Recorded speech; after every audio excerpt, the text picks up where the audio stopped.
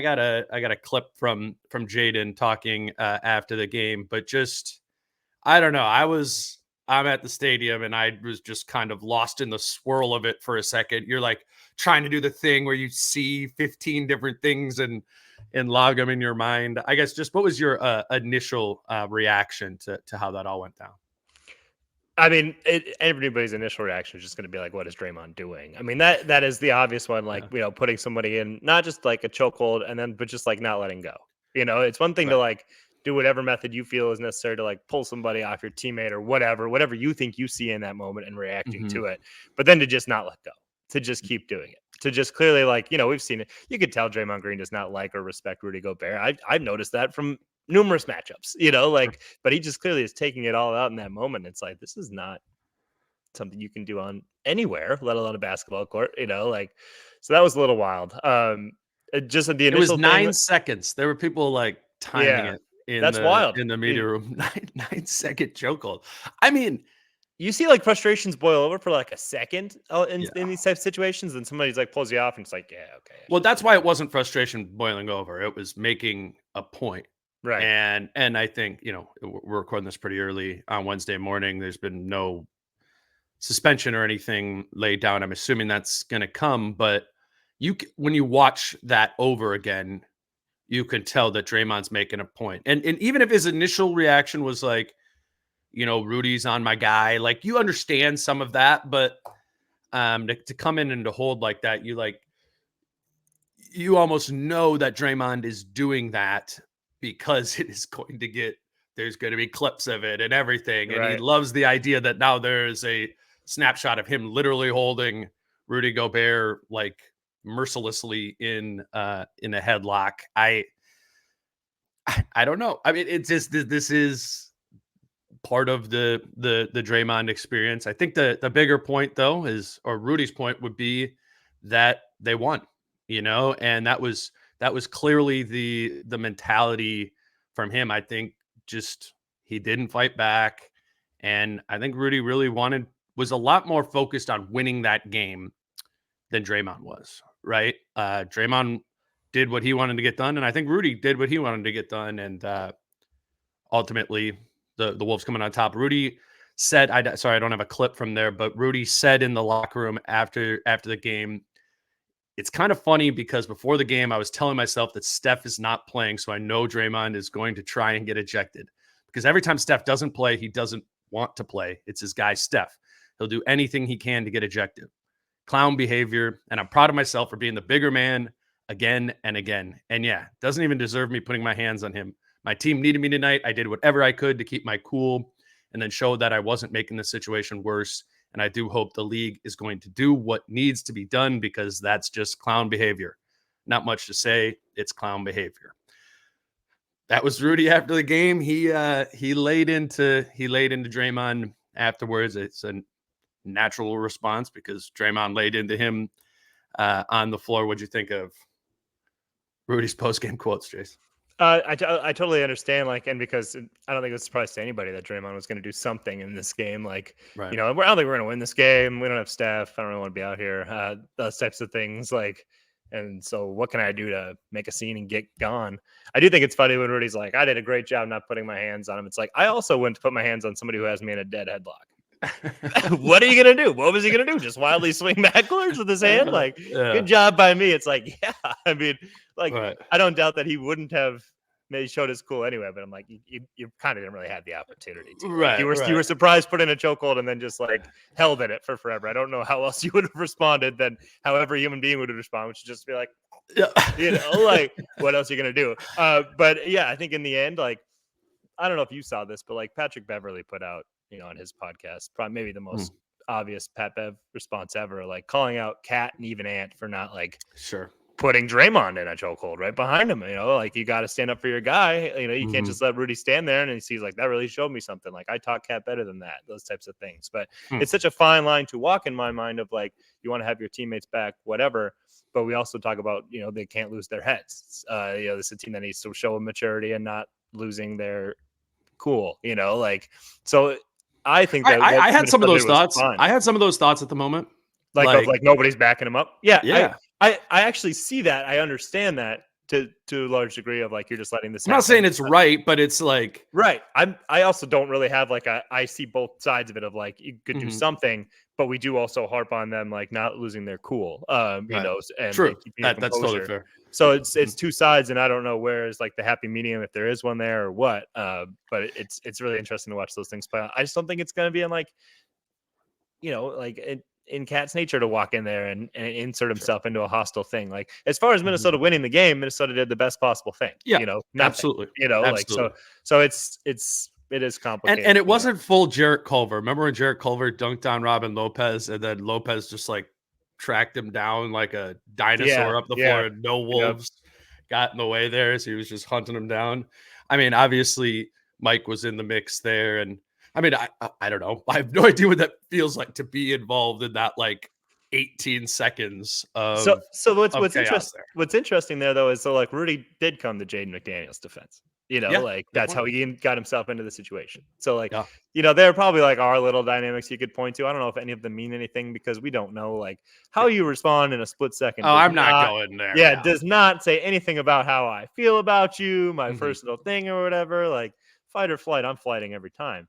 You know, like it's just like how do you react in a split moment? You're also like shocked, you know, like what is happening? You know, so it's some people are geared to get in there, and some people are geared to be like, what is going on? What are we doing here? Right. I don't. Particularly 90 seconds into the game, right? Right. Like you just like Mike said afterwards, he was like, he goes, we're all basically still kind of getting warmed up at that point of the game. He's like, we haven't even been playing for 2 minutes. So he's like, I never experienced anything like that. Here's Jaden on the altercation as he was asked about it after the game.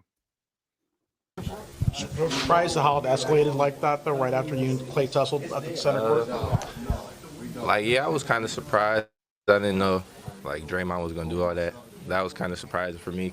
But other than that, yeah, it was just a little altercation.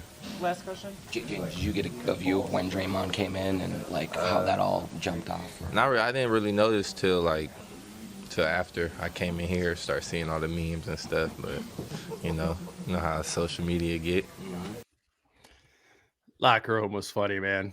It was, we walk in there and it's like, we're in San Francisco. So it's just the horde of national media. And like Josh Minot is like filming how big the media circle is. Cause he'd never seen more than like 6 of us around him. Ant is like standing up on his locker, being like the judge. He's like, not guilty on all accounts. It was obviously a lot more fun environment in that locker room afterwards because the Wolves won that game. But I want to pull this.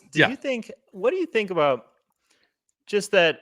And I think a lot of people will be like, well, he's never the one doing it first, but just that Jaden just keeps finding himself in these altercations, you know, like whether it's Jamal Murray pushing him and he pushes him back, you know, or now this Clay thing, like we're only a few games, really like 10 games into the year. And like, this keeps popping up. Like he's obviously like a physical defender. And so he's going to get under people's skin, whether he says anything or not. It's just like, do you think that's just a byproduct of the way he plays, or is there something he can do differently about this? Like, what do you think?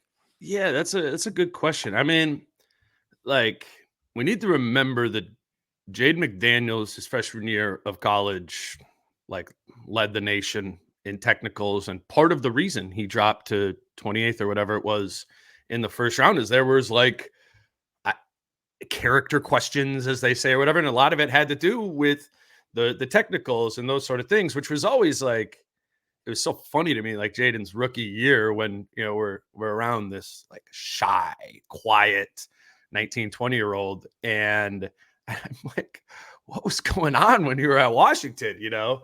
But he has that like, he has a streak that makes him go hot, right? And I think it's actually a big part of what makes him a great defender. I agree. Makes him consistently go up, over, under, whatever screens he has to do. But you said he gets under people's skin that way. People also get under his skin, right? And I guess if we're like critiquing the behavior, it's what can you do, you know, to not let people be under your skin as much, or the refs. I mean, how many times have we seen it that, you know, he does pick up the 2 fouls in the first 5 minutes of the game, and it's very dysregulating for him for the rest of the time. So yeah, while everything is like happy-go-lucky you won this game right now. I think it is an interesting question. I think we got to remember he's 23 or whatever it is, but I don't know.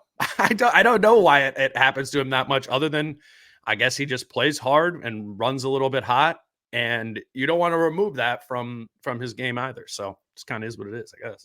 Yeah, I agree. Like it is part of what makes him a good player, a really good defender specifically. Is just like that fire, that competitiveness of like, you're not scoring on me, and like that's any means necessary, and taking things personally. And I just think like where he's at now is fine. It's just every time you just write something off as, it just happens, you know? Yeah, like no, it's good to bring up. Yeah, it's just something where like you just don't let it get farther and farther, I guess. Like, you know, like where he's at right now, I think is okay. Things happen. Sure, you'd like it to be a little bit better, but like you just can't allow yourself to like end up being like at Dylan Brooks level. And he's not anywhere close to there now. I'm not saying that he's a better player than Dylan Brooks, I think, but there's a line of cross, or I mean, Pat would cross that sometimes too. It just can't become like, you can't become that character out there, you know? And I don't think he is. Like, is he so soft spoken and whatnot? I don't think that's his motivation ever, where I think it is sometimes some of these guys' motivation. True. I would just say like, it would just be something that I'd be mindful of him. I'm like, I can't have this be like a reputation of mine. Yeah.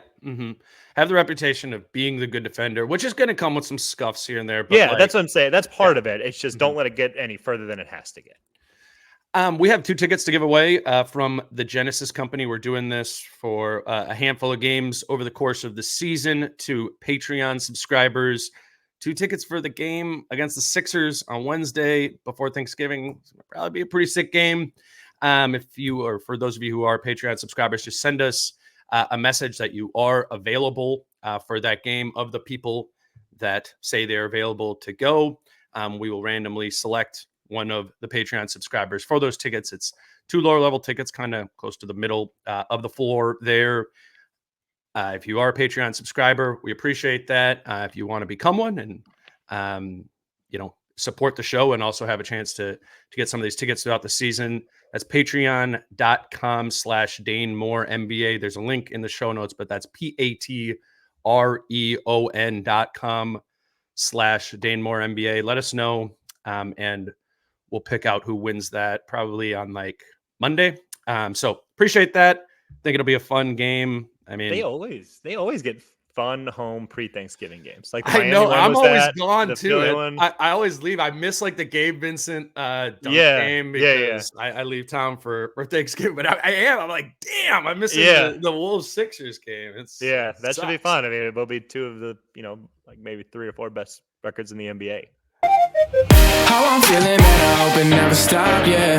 Green and hot so you can find me in the crowd, yeah.